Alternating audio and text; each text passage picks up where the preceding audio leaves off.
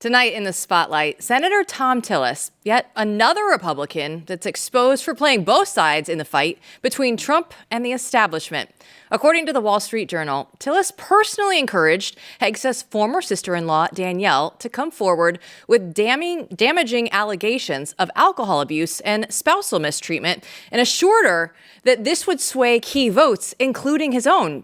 He didn't deny saying this, explaining how her statement did carry some weight, so he spent days investigating whether there was any firsthand cooperation reports of this statement.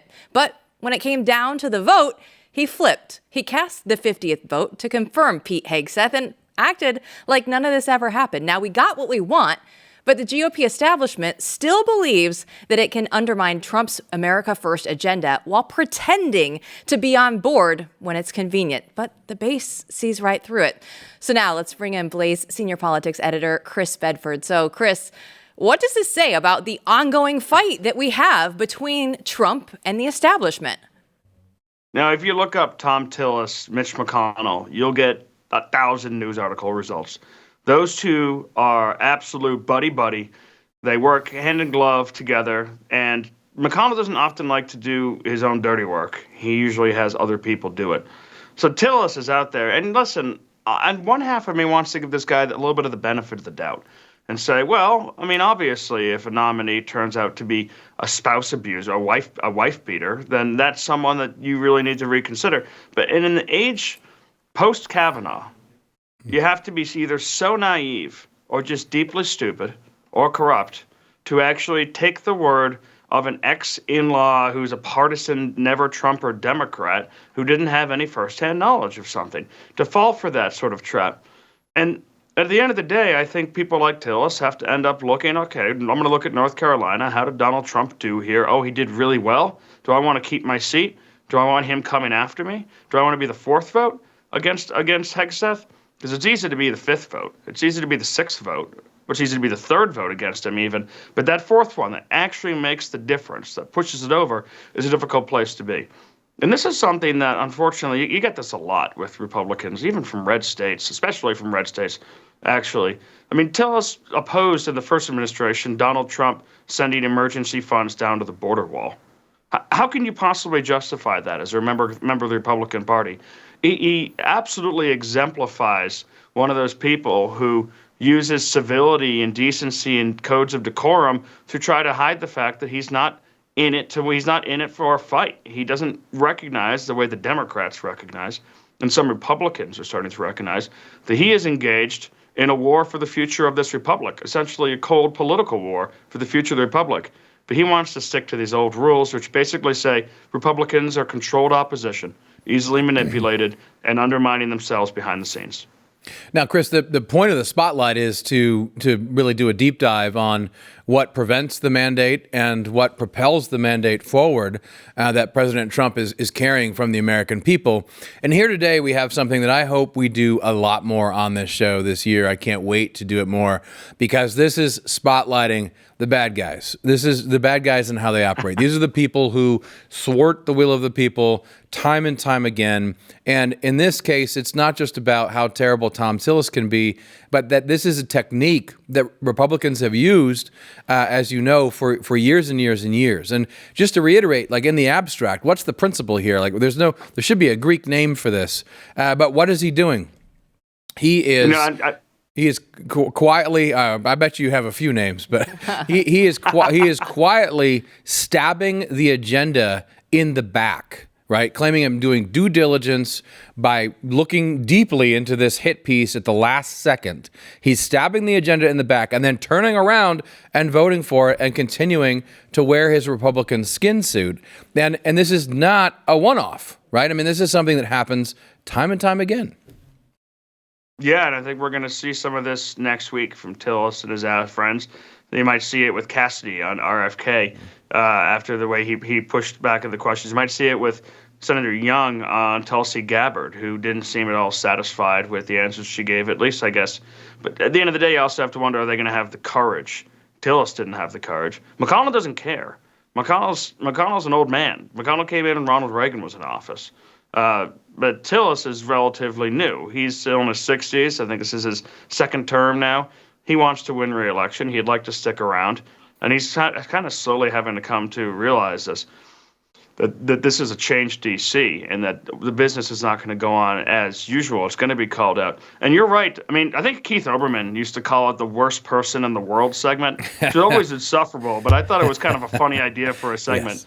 Yes. The Daily Caller, when I was there, won worst person in the world multiple times. I think I won it once over a rude letter I sent some atheists. Nice. Thank you. It was a difficult time in life because I'd been responding to this Atheists Against the Boy Scouts group or something, and I just one time sent them a picture of Dick Cheney and said, "Here's a dick pic." I was like 23. But when our publisher got the phone call, an editor was sending dick pics to an atheist group. At first, he was really worried. But it turns out it's actually not a crime to send the state photograph of Dick Cheney to anyone. But this is an important thing. Democrats are so good at calling out people by name. I mean, just think about it. Under Donald Trump, you knew the name of his secretaries. You knew the name of his drivers. You knew the name of his undersecretary of this.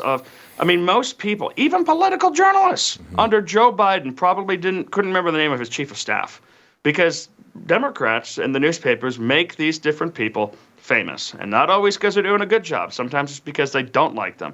And drawing attention to that and pulling the sheets back and not just having it be some big amalgamous blob. Take the deep state apart. So many of it is actually exposing itself in its opposition to this mandate.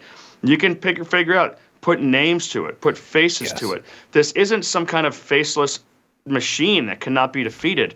It's somewhere between Veep and how a Game of Cards, whatever that show was. House of Cards. They're not nearly as House of Cards. Yes, they're not as smart as they think they are. They're not as vicious as you think they are. They're just kind of bumbling people who do bad things repeatedly out of a mixture of cowardice and malice. And if you expose them, it makes it a lot easier. Yeah, and this is one of the things that we're going to consistently do in this segment on the show. I mean, we're going to go after all those lesser names. I mean, today, is Senator Tillis, but there's a lot of staffers who still exist in all these agencies, and I can't wait, even as soon as next week, to start delving into some of their bios and who they are and what they're up to. And Chris, I couldn't laugh harder this morning because then Thom Tillis came out and it was Kash Patel's hearing, right? And he was like, you know what? I'm going to have a shiny object. So anybody that saw that Wall Street Journal report about me and Pete Hegseth and that whole deal, maybe they'll forget it because I have the bingo card. So take a look. Some may view this as an unserious caricature and not appropriate for this committee. Sadly, I consider it a serious caricature of what I expect to be witnessed today. I think we'll have words like enemies list and deep state. I've already X'd out 4 boxes in the opening statements alone. The fact of the matter is, some people will be here to simply substantiate a false narrative. So I see that, and I think that Tillis has been on X, and he's seen now everybody that goes through and says, confirm Kash Patel. And he's like, you know what can I do to get myself out there and just have one more little positive PR bit before the end of the day? Basically give him a fist bump. Come on, Kash, we're bros. Let's take a selfie together. And I get it. I mean, that's the thing with a lot of these Republicans in the who serve the deep state are trying to do. They've got their chosen interests, whether it's Wall Street or foreign affairs or intel. And in his case, in McConnell's case, a lot of that is American foreign policy, a little bit of Wall Street as well, but foreign policy is the main thing. The FBI, he can afford to hug Trump's nominee. It's kind of like how Lindsey Graham does this. He's always Mr. Republican, showing up on Hannity's show, saying anything that you want to say to the base until it actually comes down for something he cares about. And then he'll turn on you in a second. Well, I want to go back to Kevin Roberts. We had him on the show. He's the president of the Heritage Foundation. He was telling us on the show just last week that a vote against Hegseth, what that would mean. A vote against Pete Hegseth is a vote for the deep state globalists. It's really that simple. The reason they're opposed to him is because he would bring much needed reform to an agency that is desperate for it. So that just rounds out the entire thing of what we've been talking about this entire segment, Bedford. Yeah, whether it's Hegseth or Tulsi Gabbard, who had a great line this morning in her opening when she said, people accuse me of being Assad's puppet or Putin's puppet or Donald Trump's puppet, but the reality is I'm just not their puppet. not someone that they can control, someone who answers only to them. And that's what Washington wants. That's what the deep state wants. They want people that what Donald Trump did that was so bad was that he didn't listen to them. He ignored them. He had his own mind. He went his own way. He didn't follow all of their policy prescriptions to a T. Even when he did things that made them happy, it didn't matter because he was just the wrong type of person doing it. And that's the same thing that Hegseth got, and that's another reason why, well, Kash Patel, he probably wouldn't want him anywhere near Department of Defense. He doesn't care. He wants to protect his little jewel and let Kash do whatever he wants with the FBI. Yeah, Thom Tillis, if we just go through some of his greatest hits, you already mentioned the funding for the border wall, bipartisan legislation. If you have a red flag law, he was all for that as well. Censured by North Carolina GOP back in 2023. Not great on immigration stances. He wanted to have all that conservative alternative to the DREAM Act, but still drew ire from hardline conservatives. And his Rhino score from Conservative Review was a 49, unfortunately, for Senator Thom Tillis there. Rhino, that's such a great name from the past. I love it. It's especially from back in the Tea Party days, but I totally get it, and it totally makes sense.